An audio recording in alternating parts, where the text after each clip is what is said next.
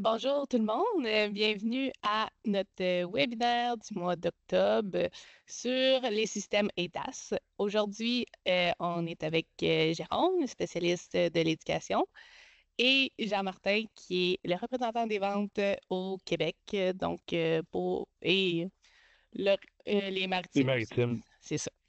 Donc, c'est ça.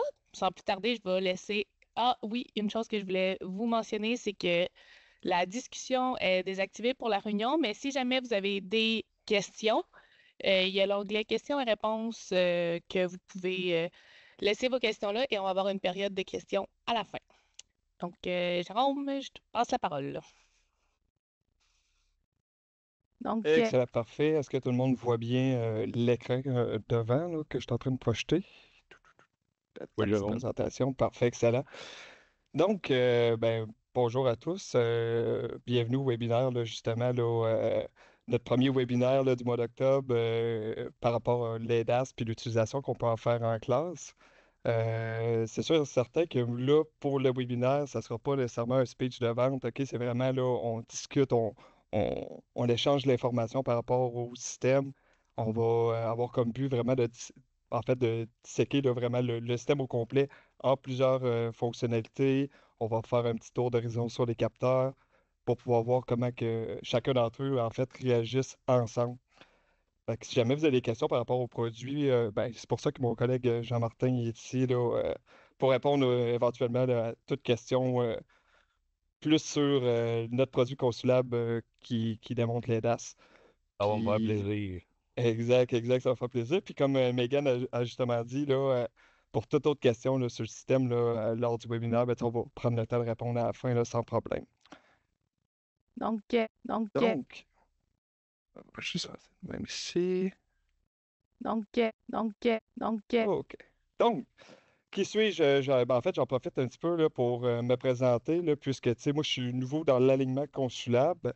L'alignement consulable, j'aime ça utiliser ça comme terme là, parce que derrière chaque produit, il y a vraiment une équipe là, qui est inclue là, pour justement pas, du point A au point B, là, c'est de produire le produit. Là, fait qu'on on pense à tout ça, on fait des prototypes, on travaille avec les clients ensemble pour pouvoir finalement faire des produits là, diverses puis de qualité. Là. Fait que nouveau dans l'équipe consulable, diplômé en mécanique automobile et ancien participant là, des Olympiades des métiers et des technologies. Récemment, on a eu Consulable qui est allé sponsoriser la compétition à Lyon en France. Là, ça fait environ quoi, un mois environ, je me trompe pas. Donc, on s'implique beaucoup là, vraiment là, dans différents terrains là, qui touchent de près ou de loin là, tout ce qui touche à la mécanique automobile, diesel, engins de chantier. J'ai travaillé par la suite là, dans les concessionnaires automobiles de la Ville de Québec et en même temps au niveau des Forces armées canadiennes en tant que membre actif de la réserve. Donc, c'était plus à temps partiel, là, quoique j'ai comme quand même été, en fait, eu la chance d'être déployé là, trois fois là, avec l'armée, une fois dans le Grand Nord du Canada et deux fois euh, en Europe de l'Est, là, soit en Lettonie en 2019 puis en 2021 là, pour un total d'un an, toujours en tant que mécanicien. J'ai par la suite été enseignant là, 2 ans de EP de mécanique automobile 52-98 ici à Québec. Et comme on sait, là, je suis rendu spécialiste à l'éducation pour consulable. Là. Donc, de nouveaux défis qui m'attendent.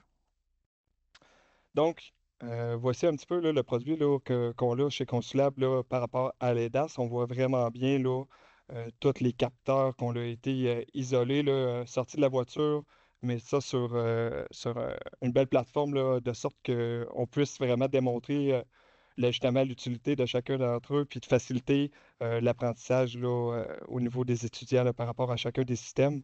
Puis ensuite de ça, les mettre là, vraiment là, superposés là, pour avoir un effet là, de vision 360, là, si on peut dire comme ça, là, sur le véhicule. Avant de commencer, là, au niveau du site web, là, je sais qu'il y en a que des fois qui n'ont pas nécessairement accès ou qui sont pas très familiers avec le site web Consulable, mais ça peut vraiment être un outil qui est intéressant là, si vous possédez de l'équipement. Donc, on peut aller voir là, directement si jamais on veut faire l'achat là, ou on veut passer à des produits qu'on veut ajouter à notre programme. On peut aller directement dans la section là, j'enseigne. J'enseigne quoi? Tout ce qui est mécanique automobile, mécanique diesel, peu importe. Puis ça va nous guider là, parmi notre inventaire de produits pour cibler là, ce qui correspond à notre programme. Donc, ça peut nous faire sauver un petit peu de temps. Puis sinon, on peut aller dans se connecter, qui va nous permettre d'avoir soit l'espace client ou s'inscrire. Puis ce qui va être intéressant et important, si jamais vous avez des questions par rapport à ça, là, Jean-Martin va pouvoir vous guider, là. Mais ce qui va être important, c'est qu'une fois qu'on est inscrit, on va pouvoir avoir accès là, à tout ce qui est profil, contact et documentation. Donc, profil, ben, on va pouvoir ajuster là, nos informations là, pour qu'on puisse se faire contacter là, si jamais on a besoin de services, de réparation ou de formation sur les produits. Et documentation, ben ça, c'est très important parce que l'équipe d'éducation met beaucoup d'emphase sur tout ce qui est manuel d'utilisation, guide de l'enseignant puis guide de l'étudiant. Donc, qui comporte là, beaucoup d'exercices puis des solutionnaires, là. Fait que ça peut faire sauver énormément de temps euh, de préparation de classe, là, justement. Donc, Donc, sans plus tarder, là, pourquoi on a décidé de développer un produit ADAS? Ben, en fait, là, comme on peut voir avec la norme du saut rouge, on a donc, des nouvelles compétences par rapport justement au système ADAS, à l'identification des différents composants, aux méthodes de diagnostic, ça peut être même aux méthodes de calibration. Donc ça, c'est le nouveau cours qui va prochainement, là, on l'attend tous avec impatience, là, qu'il débarque là, enfin dans nos classes, mais avec le prochain cours de mécanique automobile, on va devoir là, justement faire un tour d'horizon puis enseigner le système ADAS là, en classe. Donc, on parle de autonome. Autonome, c'est quoi? C'est agir de manière indépendante. Puis on donc, l'a automatisé. Puis ça, c'est quelque chose d'automatisé. Ben, c'est contrôlé par une machine plutôt qu'une personne. C'est un nouveau mot à la mode là, qu'on l'emploie de plus en plus, ben, qu'on l'entend de plus en plus plutôt, là, tout en s'éloignant de tout ce qui est autonome. donc, donc, Donc, il donc, était une fois, on a eu le cruise control, le régulateur de vitesse. Fait qu'on a comme un peu abandonné la pédale d'accélérateur.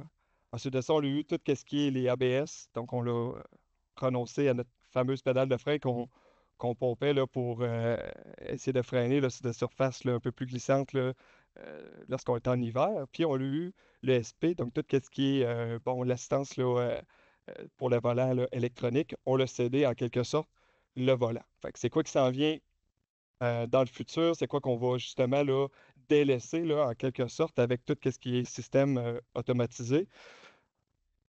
donc, Aujourd'hui, on peut voir tout ce qui est justement, là, par exemple, au niveau des Tesla, euh, la conduite de façon autonome, l'autopilote, comme on l'entend souvent. Donc, c'est simple, on l'embarque sur l'autoroute. Si notre véhicule est équipé de ce système-là, on l'active, la voiture va agir de façon là, autonome, va conduire sur l'autoroute. On peut se relaxer, croiser ses bras, puis une fois de temps en temps, notre véhicule va nous exiger de faire quelques petites manœuvres là, pour quand même s'assurer qu'on garde le focus sur la route. Mais on a quand même l'apparition de voitures qui sont 100% là, vraiment 100% autonomes.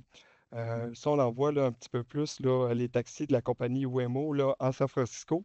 Donc, ça, c'est simple. On a une application sur laquelle on va commander un taxi qui va arriver, puis on s'assoit en arrière. Il n'y a pas de volant, il n'y a pas de pédale, il n'y a pas de conducteur, rien. Ça nous apporte là, directement à notre destination. Ce qui est intéressant, c'est que de plus en plus que ces voitures-là sont utilisées là, dans des villes assez développées au niveau de l'urbanisme, ben, on peut voir de plus en plus de vidéos circuler sur le web, en fait, de ces voitures-là, là, 100% autonomes, éviter des collisions, là, que ce soit frontales ou peu importe. Fait que c'est plutôt impressionnant, là. On voit vraiment une évolution majeure au niveau des systèmes, puis de tout ce qui est relié avec l'intelligence artificielle, puis les comportements routiers. donc, donc, donc, donc, Donc, on pense que tout ce qui est ADAS, tout ce qui est nouvelle technologie là, par rapport à ces systèmes-là, c'est tout récent, puis on commence à en entendre parler, on commence à en voir justement là, apparaître sur nos différentes voitures. Mais en réalité, on Donc, a en 1980 un projet là, qui s'appelait le projet Veymore, qui était une équipe là, d'ingénieurs allemands qui ont créé là, une grosse vanne là, comme ça, avec des différents capteurs, là, que ce soit des caméras, des lidars, des radars, pour pouvoir avoir un semblant de conduite autonome. Donc, c'était pas parfait, mais dans certaines conditions très précises, avec des manœuvres plutôt simples, on était quand même capable d'aller chercher un certain niveau d'automatisation. Par la donc, suite, en 1992, ben, on l'a augmenté, on a eu le projet Alvin, donc un autre type d'autobus avec cette fois-ci d'autres types là, de capteurs qu'on peut voir ici, là, la fameuse grosse caméra. Donc, ce qui est important de noter ici, c'est vraiment la grosseur des véhicules là, qu'on avait besoin pour s'équiper là, de nos différents équipements pour pouvoir atteindre un certain niveau là, d'automatisation. donc, Puis finalement, en 1995, on a eu la compagnie Navlav qui, eux, en réalité, ont été capables de conduire de l'est à l'ouest 98% du temps sur les autoroutes ok, des États-Unis, soit environ 4500 km en conduite autonome. Donc, encore une fois, la taille du véhicule ok, était quand même assez imposante. Néanmoins, on est quand même loin là, des deux gros autobus qu'on avait plus haut. Fait que, c'est-à-dire qu'en 1995, oui, c'était sur l'autoroute, mais en réalité, 98% du temps, on était capable d'avoir une conduite là, autonome, là, comme on peut voir les fameux ingénieurs en chef de l'équipe là, avec les mains en dehors des vitres. Fait que c'est quand même impressionnant de penser là, que ce système-là qu'on commence là, à voir apparaître sur les voitures aujourd'hui, ben, en 1995, là, c'était déjà là, possible là, en réalité. Là. donc, Les problèmes sociaux, donc je prends un petit peu de temps là, pour parler de ça, c'est des problèmes sociaux liés au secteur du transport à laquelle, avec le système EDAS, on veut venir contribuer à diminuer. Donc, si on regarde ici en premier, on a 1,2 million de décès par an dans le monde relatif à tout ce qui est accident, là, que ce soit là, au niveau des voitures, des piétons, cyclistes, euh, moto, peu importe. Donc, c'est un nombre qui est assez élevé qu'on veut vraiment venir diminuer, OK, pour ne pas dire éliminer complètement. Là. Tu sais, il n'y a aucune compagnie qui va être capable de dire, ben, nous, notre système ADAS ou de conduite automatisée, autopilote, peu importe, on certifie qu'il n'y a aucune faille puis qu'il va, il pourra pas avoir, ben, il va en fait éviter en tout temps là, les accidents. Là. Il n'y aura aucune compagnie qui va se porter garant actuellement là, d'un tel, de- de- d'un tel problème, là, tu sais, puis de futures peut-être poursuites même. Là. Mais quand même, on veut venir aider à réduire ce nombre-là là, qui est quand même assez élevé. On parle aussi d'une perte de productivité de 38 heures par année par personne là, en moyenne. Donc, quand on parle de perte de productivité, là, c'est au niveau du trafic. Donc, par exemple, là, ça va me prendre normalement 20 minutes pour aller travailler. Ben, si jamais on rajoute 10, 15, un autre 20 minutes dans le trafic, ben, c'est une perte de productivité. Donc, l'idée derrière ce système-là, c'est que ben, avec le système ADAS, l'intelligence, on peut peut-être contribuer là, à avoir une conduite un petit peu plus stable, un petit peu plus prévoyante. Donc, ça peut éviter peut-être l'effet de accordéon. Relatif au coût d'infrastructure, donc on sait, le trafic, ça amène des projets de grande envergure, là, que ce soit la construction de nouveaux ponts, la construction de tunnels, de nouvelles voies d'autoroute. Encore une fois, relatif au trafic, ben, l'idée, comme je dis, c'est d'arriver et de dire, ben, l'humain n'est pas capable de conduire de façon à dire on va garder une distance de 3-4 mètres, disons, entre chacune des voitures pour avoir justement là, un flux constant. Ben, avec l'aide de tout ce qui est ADAS, ben, on sera en mesure de garder une distance puis de prévoir d'avance ce que les voitures devant nous, ben, en fait, sont après faire. Là. Fait qu'on est capable justement là, de prévoir un arrêt, un freinage, donc tout en gardant notre distance Fait que ça pourrait régler justement une bonne partie de qu'est-ce qui est trafic. Pas régler à 100%, mais du moins, ça pourrait contribuer à réduire le besoin réel de tout ce qui est ajout, là, comme je disais, de ponts ou de tunnels, peu importe. Donc, on pourrait sauver énormément d'argent au niveau de ça. Puis on parle là en termes de capacité. Donc, si on regarde juste au niveau des États-Unis, le nombre de voitures, ben, ça correspondrait à environ 2 milliards de places de stationnement. Donc, c'est beaucoup, beaucoup, beaucoup d'espace qui est perdu là, juste avec les espaces de stationnement. Et l'idée derrière tout ça, c'est que, ben, un peu comme on l'a vu avec la voiture Waymo, là, le taxi 100% autonome, ben, ça serait éventuellement dans un futur de pouvoir simplement commander une voiture pour pouvoir nous amener à destination. Donc, ça pourrait réduire considérablement là, les pertes d'espace, puis peut-être les utiliser là, pour d'autres projets. Donc, Donc, si on a un beau petit tableau là, au niveau des niveaux de conduite autonome, OK, on part vraiment du niveau 0 jusqu'au niveau 5.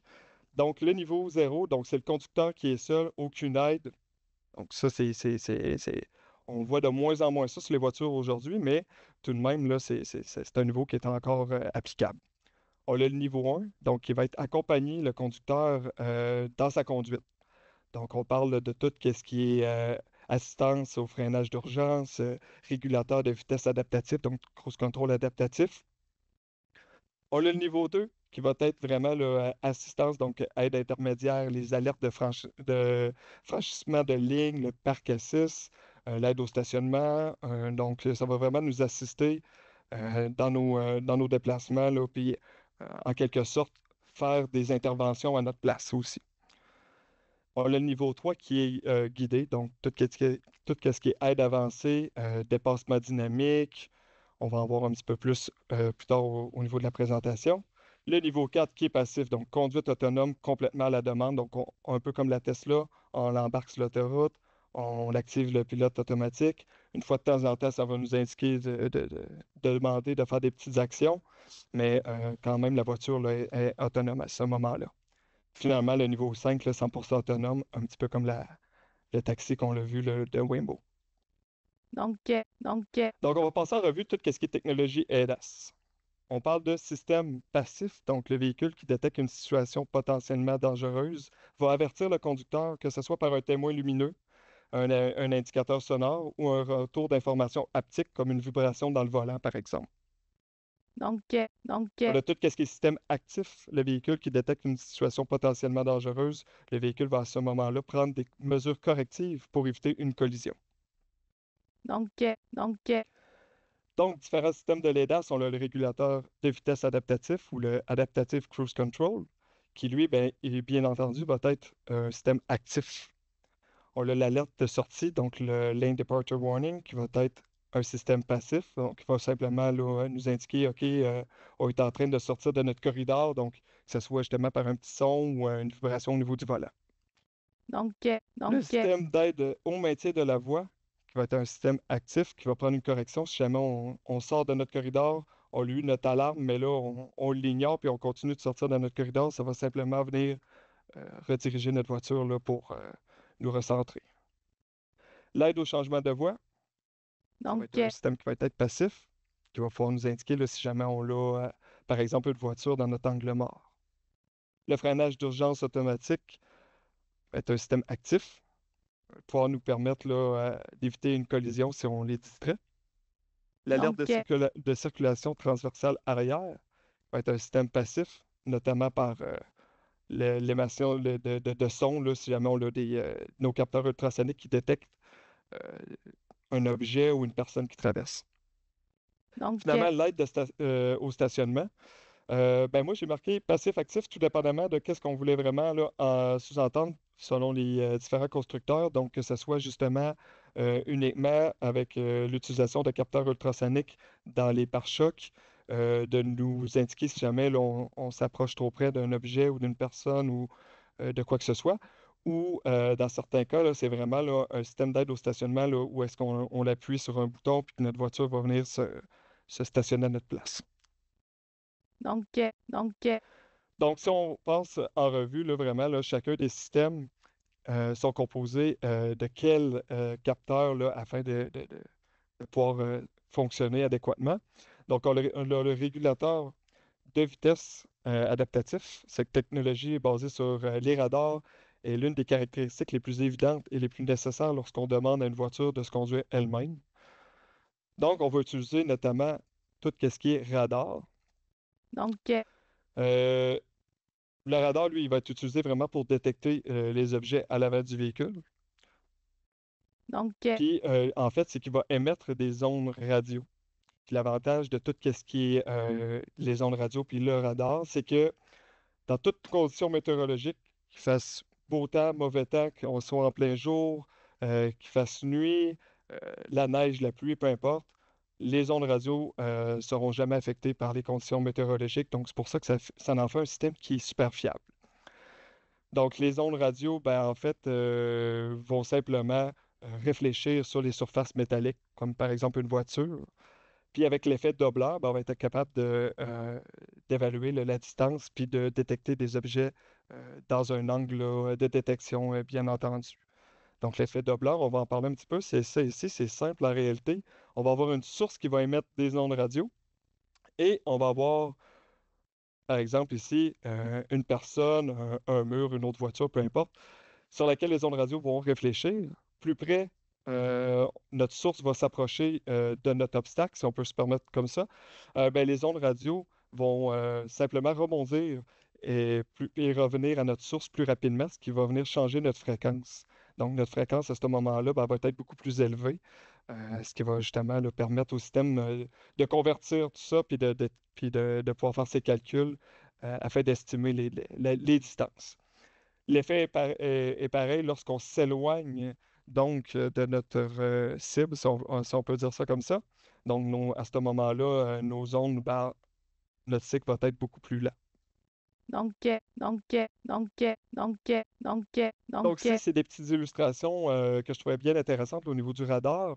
Donc, sur l'image qu'on peut voir ici en haut à gauche, on voit, nous, on est dans la petite voiture rouge. On circule, on a trois voitures devant nous, une dans la voie là, à droite, puis une en face, mais dans le sens opposé. On va venir émettre nos ondes radio. Ça va réfléchir sur les surfaces métalliques, soit les voitures, mais également tout ce qui est toute autre surface métallique. Fait qu'on peut avoir tout ce qui est arrêt-stop, lumière, on peut avoir tout ce qui est boîte postale, peu importe. Donc, par moment, on peut avoir certaines tâches, si on peut dire ça comme ça ici, dans notre identification là, d'objets qui peut venir un petit peu nuancer là, notre détection d'objets. Donc oui, on va détecter les voitures, mais on va détecter une panoplie d'autres trucs, ce qui peut être un petit peu délicat. Mais c'est pas grave. Le but en fait, de l'utilisation du radar, c'est vraiment d'aller chercher son côté fort qui est sa performance en toute condition météorologique.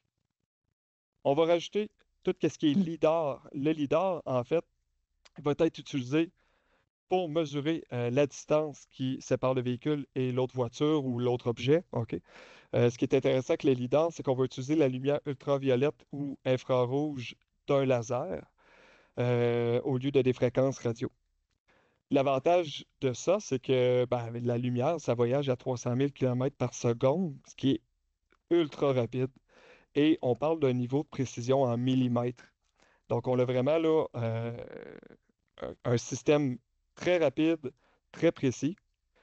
Sauf que c'est sûr et certain que au niveau du lidar, bon, on va être affecté là, par certaines surfaces qui peuvent absorber la lumière et ou certaines conditions météorologiques. Mais encore une fois, on va aller chercher, en utilisant le lidar, ses forces. Et ben, ses faiblesses vont être comblées toujours par un autre capteur du système. donc, On va également utiliser, on va en parler un petit peu plus tard là, dans la présentation, mais des communications dédiées à courte portée. Donc, c'est simplement une communication entre véhicules. Évidemment, il faut que les deux voitures soient équipées de ce système-là. Mais l'idée derrière ça, c'est qu'on soit capable de communiquer avec la voiture avant et arrière pour pouvoir émettre puis échanger de l'information.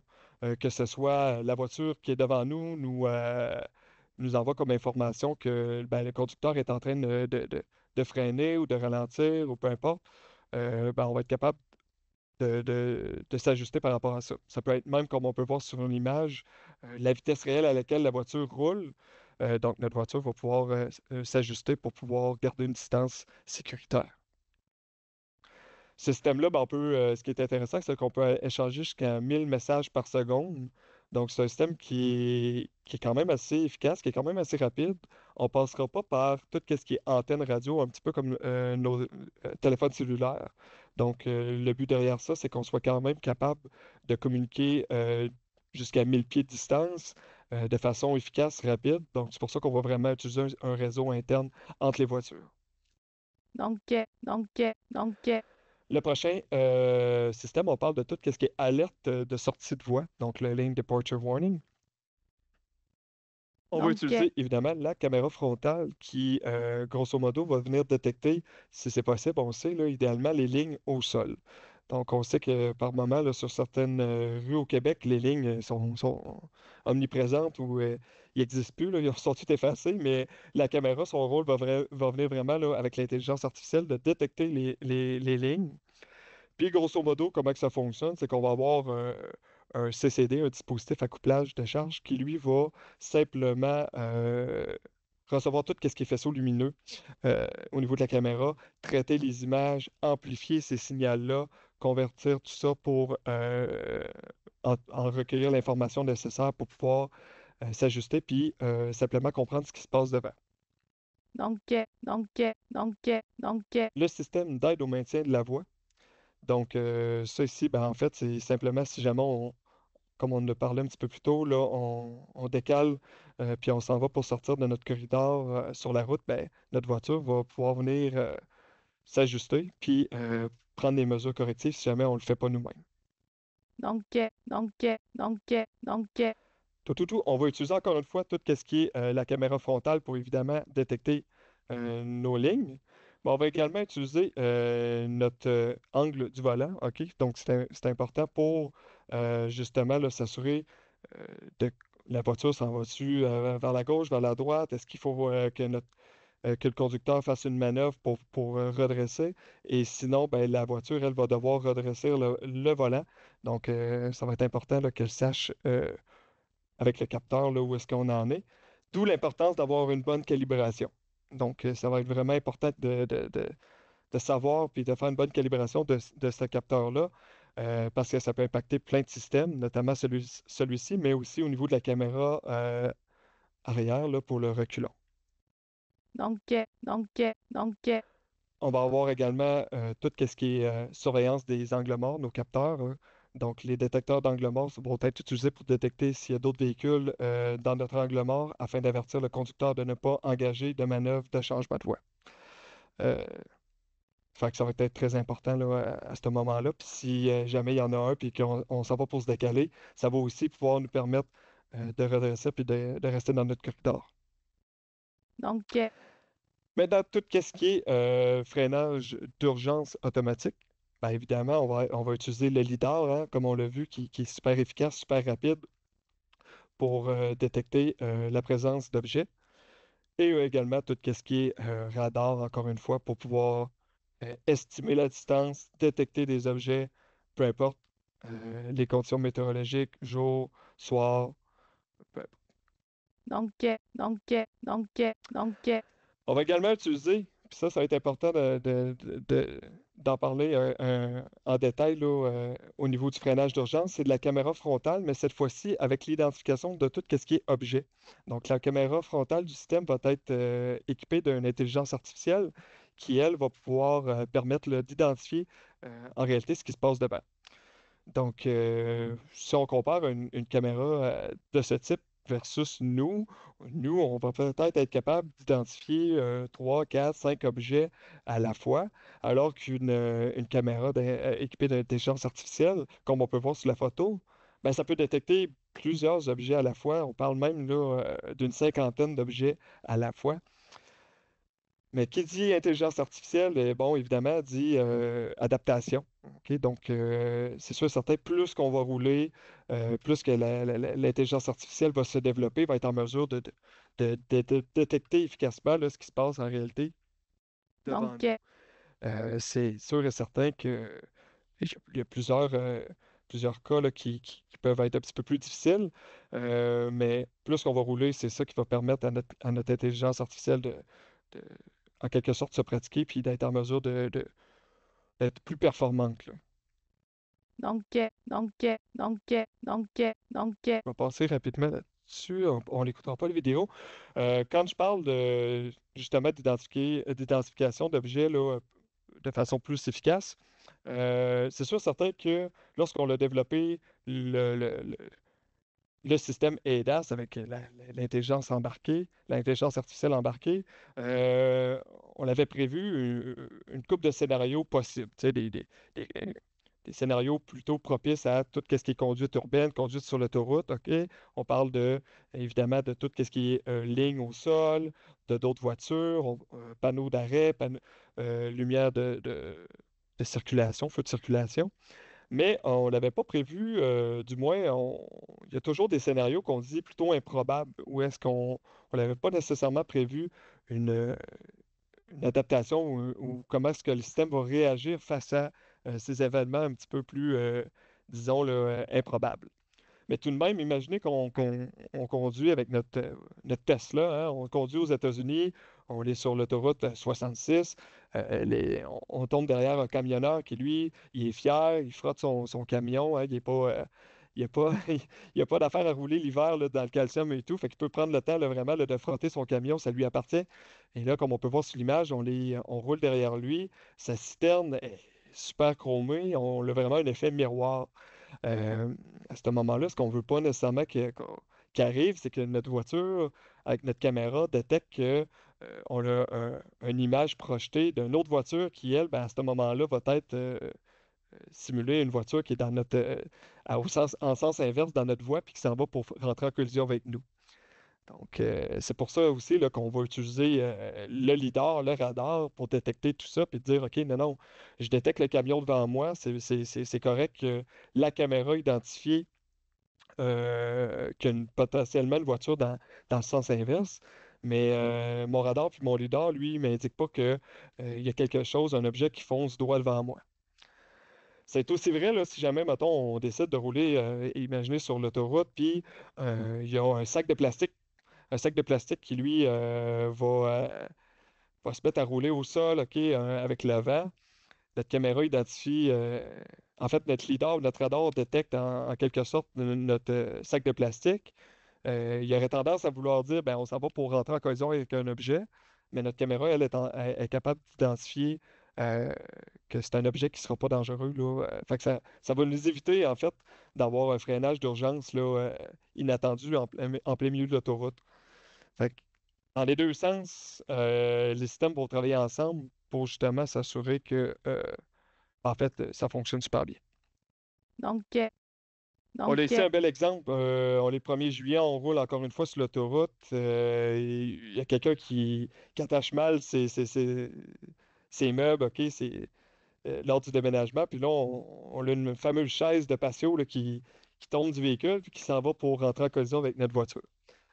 Pardon.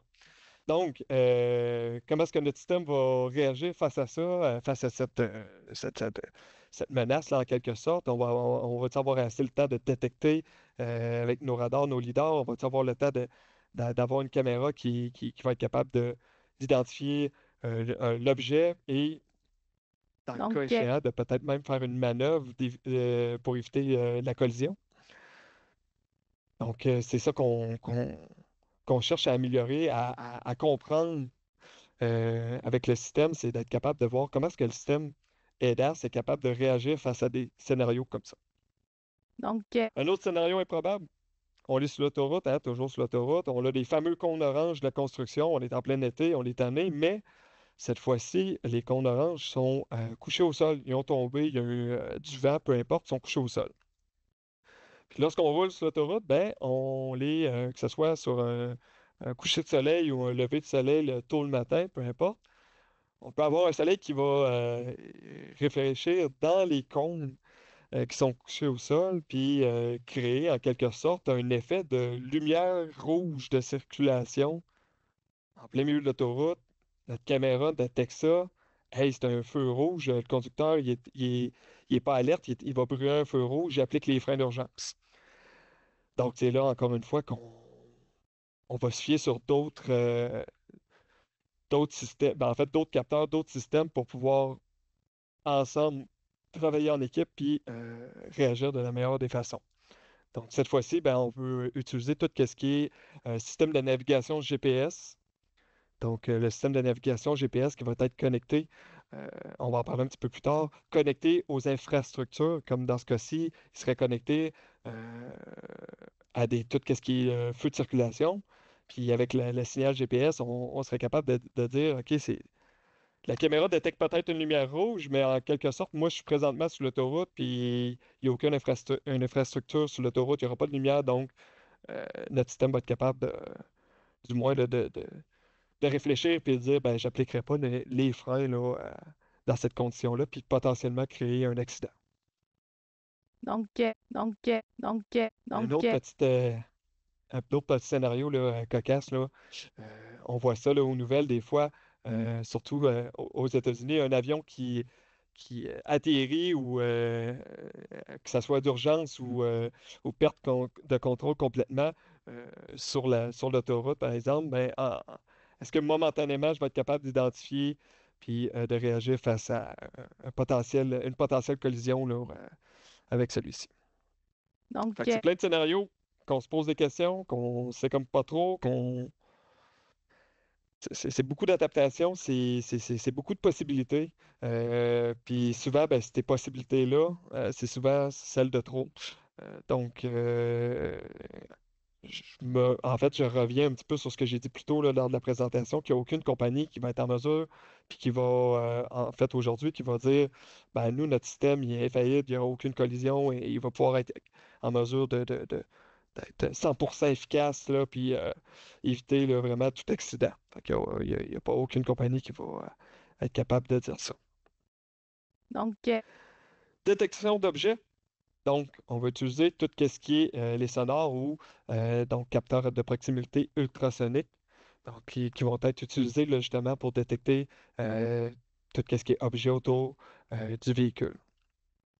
donc, donc, donc, Alerte de circulation transversale arrière.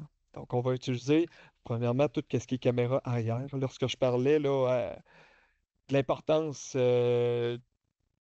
de la donc, calibration, là, vraiment, là, avec le capteur d'angle du volant, ben, c'est au niveau des lignes qu'on peut voir apparaître là, sur la caméra arrière.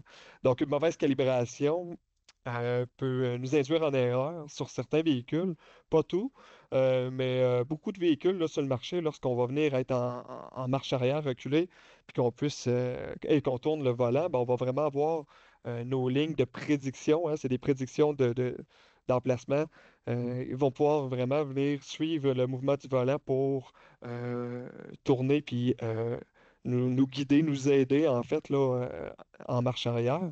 Ben, une mauvaise calibration, en réalité, qu'est-ce que ça va faire? C'est que les lignes là, de prédiction comme ça, ben, ils ne pourront pas être à la bonne place là, avec la réalité du volant. Donc, caméra arrière, on l'a de plus en plus les voitures. Là, avant, c'était sur les voitures haut de gamme. On en voit de plus en plus sur les voitures là, de monsieur, madame, tout le monde. Là. On va vraiment avoir là, l'ajout de caméra. On va prendre la caméra avant qu'on va pouvoir l'utiliser dans ce cas-ci sur ce système. L'ajout de caméra sur les côtés du véhicule, que ce soit intégré au miroir ou justement sur les entre-portières là, de côté qui va vraiment nous permettre d'avoir une vue intéressante, une vue d'ensemble, une vue 360 de dessus euh, lorsqu'on va être en marche arrière, puis qui nous permettre justement de potentiellement éviter des collisions. donc, donc, donc, donc, Encore une fois, bon, on a des systèmes un petit peu plus pour les véhicules haut de gamme. On a l'ajout de caméras de vision de nuit. Donc, c'est une technologie autonome la plus avancée, la moins répandue à l'heure actuelle, mais tout de même, c'est proposé sur certains véhicules, puis c'est plutôt intéressant. Encore une fois, c'est d'être capable de combler des lacunes, donc l'ajout de ces différents équipements-là. Sauf c'est sûr, certain, ça vient avec des coûts supplémentaires et tout, là. Mais c'est des systèmes qui sont intéressants là, de voir l'évolution, là, puis d'ajout, justement, de tout ce qui est capteur au niveau du système EDAS. Voici une petite vue d'ensemble de de ce qu'on a vu là, au niveau des différents capteurs pour les systèmes. Donc, comme on peut voir, tu sais, c'est sûr et certain que ça va vraiment varier de voiture en voiture. Ce ne sera pas toutes les voitures qui vont utiliser les mêmes capteurs, les mêmes systèmes, mais on a quand même là, une belle vue d'ensemble, une belle vision 360. Moi, j'aime dire que c'est les nouveaux yeux de nos voitures aujourd'hui. C'est sûr, certain que, tu sais, comme on peut voir sur les côtés, il y a certaines zones un petit peu plus grises, un petit peu de- de- en fait, pas couvertes par les différents systèmes, mais ces zones-là, ben, à ce moment-là, vont être très visibles à la vue des usagers de la voiture en réalité. Donc, l'idée, c'est quand même de prévenir les accidents. Donc, c'est pour ça qu'on a beaucoup de capteurs focusés sur l'avant du véhicule et l'arrière ainsi que sur les angles morts.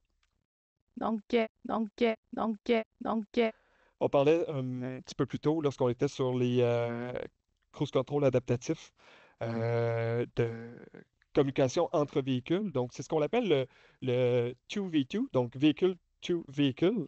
Donc, c'est super intéressant. Encore une fois, je le mentionne à nouveau, là, ça va être équipé seulement sur les voitures. En fait, ça va fonctionner seulement sur les voitures qui vont être équipées de ce système-là. Mais comme on peut voir justement ici sur l'image de gauche, avec les petites lignes jaunes, ça va tout être qu'est-ce qui va être justement le véhicule to véhicule, donc la communication entre les voitures. On va pouvoir se partager une panoplie d'informations très utiles. Par exemple, justement, si on regarde juste ici, on a un camion qui occupe une bonne partie de la route, qui est probablement en déménagement, peu importe. Ici, on a des voitures qui sont stationnées le long de l'accotement au niveau du trottoir pour les piétons. Donc, on est dans la petite voiture bleue ici. On veut faire une manœuvre de contournement pour continuer notre route, hein, tu sais, pas être bloqué derrière le véhicule là, en plein déménagement. Par contre, comme on peut voir ici, il y a une voiture grise qui, elle, s'approche. Fait qu'elle est en train de s'approcher dans le sens inverse, puis j'ai pas une bonne vision, je veux pas créer d'accident. Le camion, lui, est capable de voir ce qui se passe et de détecter ce qui se passe devant, que ce soit par le lidar, le radar, la caméra. Être capable d'analyser tout ça, puis d'envoyer l'information à tout ce qu'il y a derrière lui. Fait que moi, je suis dans la petite voiture bleue. Ah, maintenant, je suis capable de voir ce qui se passe devant moi. Mais quand je parle de devant moi, c'est pas juste ce que je peux voir avec mes yeux, mais vraiment ce qui se passe devant moi à une échelle plus loin, là.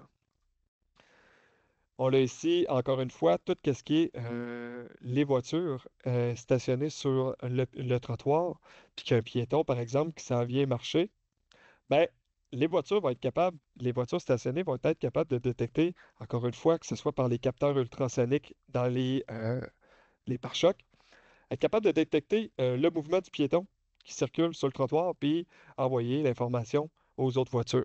Donc, que ce soit par exemple l'autobus ici qui veut tourner, puis que le piéton il s'en vient, l'autobus va être en mesure de vraiment capter, puis de voir, puis d'être alerté qu'un piéton. Donc, c'est super intéressant pour ça. On a ici une autre une belle image. Là, on a un piéton qui traverse. J'ai la voiture qui veut faire une manœuvre de tourner vers la droite.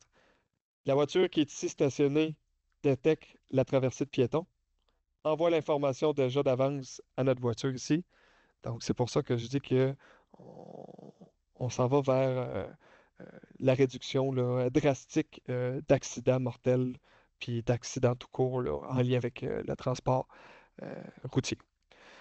Euh, Ici, j'ai une autre petite image qu'on appelle le Vehicle to Everything. Le Vehicle to Everything, là, c'est vraiment avec tout ce qui se passe. Donc, on a ici le Vehicle to Network. Donc, on va être capable de rentrer en communication avec le network en voiture. On va avoir le Vehicle to Pedestrian. Donc, ça ici, c'est une technologie qui est encore en format bêta, là, donc en évolution. Mais l'idée derrière ça, c'est que en plus d'être capable de détecter les piétons, certaines compagnies ont déjà commencé à vendre, en fait, à produire et à vendre des petits appareils qui sont très, très, très portatifs, pardon, euh, dans le même, dans l'équivalent comme d'une batterie portable là, pour que ce soit pour nos téléphones cellulaires, qu'on va pouvoir mettre dans notre sac, dans nos poches, peu importe. C'est un petit dispositif qui va, lui, être capable de communiquer en plus avec la voiture. Donc, même si la voiture ne me détecte pas visuellement avec ses capteurs, ben, elle va être capable de me détecter puis de prévoir mes déplacements avec son réseau de communication là, qu'on appelle le Vehicle to Network.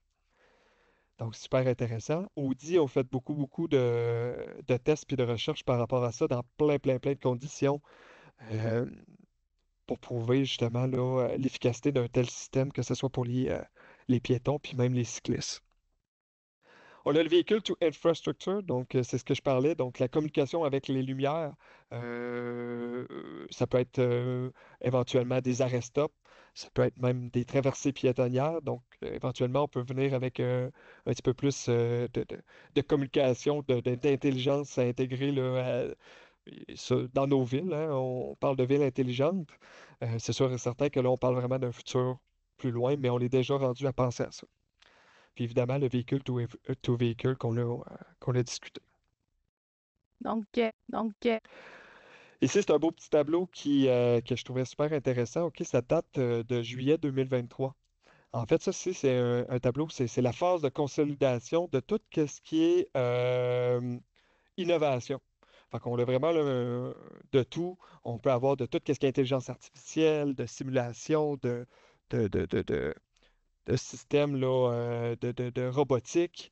Euh, mais si on regarde ici, on a les véhicules autonomes. Donc, on regarde nos échelles, on l'a, avant d'atteindre notre plateau qu'on a ici, on a toujours une période d'innovation où est-ce que tout le monde est super enjoué, tout le monde est très impressionné, on a vraiment hâte de voir ça arriver sur le marché. Ensuite de ça, on a toujours un petit peu comme on dit, de découragement ou de ouais, mais tu sais, j'en ai-tu vraiment besoin? Ça peut être relatif au coût, ça peut être relatif à plein de- de sphères. Mais ensuite, on a vraiment là, une autre remontée parce qu'on voit vraiment, comme on peut voir ici, là, une petite amélioration au niveau des différents systèmes. Puis on peut se dire, ah ben peut-être que j'y crois finalement un petit peu plus à l'utilité puis à la pertinence d'un tel système dans nos voitures euh, aujourd'hui. Donc, on parle vraiment de 5 à 10 ans avant de tomber là, sur le plateau.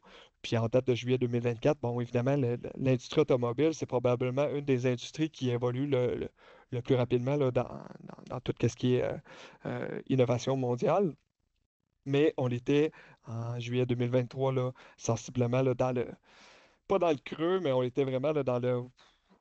Ouais, finalement, je suis pas sûr, tu sais. Mais on tend à s'en aller là, justement plus vers notre plateau là, qu'on disait là, d'attente par rapport au système. donc, Un autre petit truc que je trouve intéressant, c'est de parler, OK, brièvement, là. C'est simplement que euh, c'est correct, on parle du ADAS, on parle de ADAS en classe, mais ADAS en classe pour qui, pourquoi? Ben, on l'a vu, hein, ça s'en vient sur le prochain programme, mais l'ADAS, c'est aussi sur tout ce qui est véhicule lourd. De plus en plus, on voit des collaborations là, comme celle-ci entre Volvo et Aurora. Euh, donc, pour fabriquer là, un camion remorque là, qui va être équipé d'un système là, plutôt avancé, justement, de tout ce qui aide à la conduite. Euh, Qu'est-ce qui est intéressant, là, c'est que Aurora, c'est une compagnie dont son fondateur, qui était anciennement euh, l'ingénieur en chef pour tout ce qui est la voiture Google, la Google X, qui a décidé de fonder sa propre compagnie. Mais c'est aussi un des piliers dans tout ce qui est conduite autonome en milieu urbain. Il y a eu une grosse compétition là, qu'on appelle le DARPA Challenge, qui est une institution gouvernementale qui, dans les années là, 2005, 2006, 2007, créait beaucoup de de concours d'innovation avec des prix allant jusqu'à 1 million de dollars. Puis en 2007, c'était une compétition à savoir euh, de pouvoir être en mesure d'avoir des voitures qui conduisent dans un environnement urbain avec du trafic, des piétons, des feux de circulation, des arrêts-stop, d'être capable de faire des stationnements parallèles, des stationnements à reculons traditionnels, de devant, peu importe, de façon 100% autonome. Fait que vraiment, là, on parlait en 2007, puis le fondateur de Aurora, ben, c'est lui et son équipe, là, la Tartar Racing, là, qu'elle s'appelait, qui avait réussi à gagner ce défi-là, puis produire là, en 2027 une voiture capable là, de prouesse là, en milieu urbain. C'est sûr et certain qu'on parle d'une voiture avec des capteurs là, plutôt massifs. Là. On avait des radars, des lidars pardon, 3D, des caméras embarquées et tout, mais tout de même là, plutôt impressionnant. Donc, merci d'avoir assisté au webinaire. Donc, je rappelle, là, moi, c'est Jérôme Bergeron-Carpentier, spécialiste à l'éducation. Vous avez ici mon courriel, mon numéro de téléphone, mon numéro de poste. Donc, n'hésitez vraiment pas si vous possédez des produits consulables, que vous avez besoin d'optimisation au niveau du produit, de questions, d'idées même, là, de potentiels produits qu'on pourrait peut-être développer. Euh, Ça va nous faire plaisir là, de travailler comme un peu on fait avec les webinaires. C'est vraiment un open source, donc un partage là, de connaissances. Puis justement, là, afin d'être capable d'avoir un impact considérable sur tout ce qui est marché automobile, camion, peu importe. Donc, c'est tout pour mon volet là, présentation. Je m'étais gardé un petit peu de temps là, juste pour voir s'il n'y avait pas d'autres questions. S'il y en avait, en fait, là, s'il y avait des questions là, pour qu'on puisse y répondre. Ben, pour les questions, en ce moment, j'ai Stéphane Poirier qui demande si la présentation est enregistrée. Oui, elle est enregistrée et elle va être publiée aussi sur notre chaîne YouTube. On va vous renvoyer un courriel peu de temps après la présentation avec le lien pour pouvoir aussi la partager avec qui que vous voulez et également les coordonnées de Jean-Martin pour c'est ça. Puis, Si vous n'étiez- Mégane, si tu pouvais ajouter peut-être un lien vers le site Internet où il y a le système, notre système ADAS. Oui, bien sûr.